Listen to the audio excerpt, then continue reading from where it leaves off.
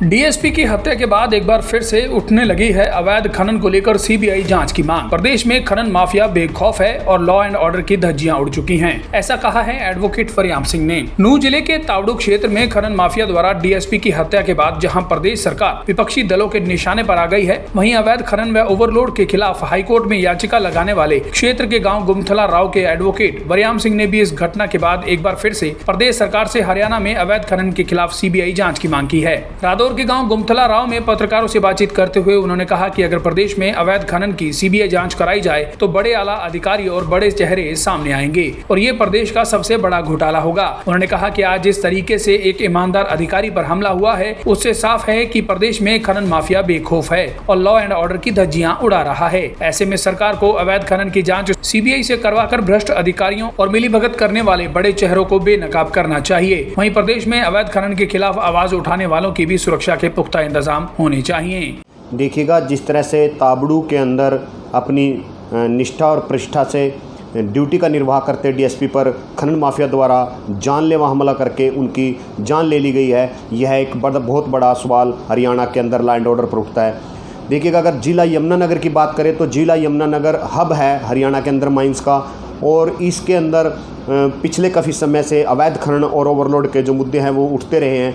और देखिएगा, हम शुरू से ही 3 वर्ष से लगभग पीछे से कहते आ रहे हैं कि जो ग्रुप रैकी करके अधिकारियों की और आवाज़ बुलंद करने वालों की रैकी करके जानकारी साझा करते हैं, उनकी निजी जानकारी जुटाते हैं, ये कहीं ना कहीं अधिकारियों को और सामाजिक व्यक्तियों को और आवाज़ बुलंद करने वालों को जान का नुकसान पहुंचाएंगे। परंतु समय रहते इस पर कोई कार्रवाई नहीं की गई, और अगर समय रहते इन रैकी ग्रुप्स पर और इन अवैध माफिया पर हरियाणा सरकार अधिकारियों के मुताबिक कार्रवाई करती रही तो आने वाले समय में भी कुछ नहीं होने वाला, क्योंकि ये अधिकारी अपने निजी स्वार्थ के लिए हरियाणा सरकार को गलत रिपोर्ट भेजते हैं। जहां ये हरियाणा सरकार की छवि को धूमिल कर रहे हैं, वहीं ये अधिकारी अपने खुद की जान को और आवाज़ बुलंद करने वालों की जान को भी जोखिम में डाल रहे हैं, जिसका परिणाम आज ताबड़ू में देखा गया है। देखिएगा, अवैध खनन माफिया के जो संपर्क हैं वो आला अधिकारियों से जुड़े हुए हैं, इस बात से इनकार नहीं किया जा सकता, और इसमें कई बड़े चेहरे हैं, इस बात से भी इनकार नहीं किया जा सकता। हमने 18/6/2019 को माननीय मुख्यमंत्री जी हरियाणा को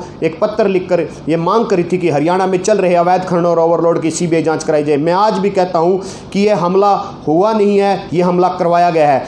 इसके पीछे एक बड़ी साजिश सामने आएगी। अगर इन प्रकरणों की अगर सीबीआई जांच कराई जाए, अगर अवैध खनन की सीबीआई जांच कराई जाए, तो हरियाणा का मैं कहता हूँ ये सबसे बड़ा घोटाला होगा और बहुत बड़े आला अधिकारी और बहुत बड़े चेहरे सामने आ जाएंगे। लेकिन हरियाणा सरकार केवल और केवल अधिकारियों की बनाई गई झूठी और मनगढ़ंत रिपोर्ट पर कार्रवाई करने पर लगी हुई है। वह अपने स्तर पर अगर इसकी जांच कराएं और अपने स्तर पर माननीय मुख्यमंत्री जी हरियाणा और गृह मंत्री श्री अनिल विज जी इसकी सीबीआई जांच की सिफारिश करें और हरियाणा में हो रहे अवैध खनन और ओवरलोड के प्रकरण की सीबीआई जांच कराई जाए, तो यह एक बहुत बड़ा घोटाला साबित होगा और ये चेहरे जो हैं ये बेनकाब हो जाएंगे। और देखिएगा, अगर आप प्रतिष्ठा और सुरक्षा की बात कर रहे हैं तो मैं आपको बताना चाहता हूं, जब एक आला अधिकारी प्रतिष्ठित पद पर बैठकर जांच के लिए जाता है, वो सुरक्षित नहीं, उसकी हत्या कर दी जाती है, तो आप हमें कैसे सुरक्षित कह सकते हैं?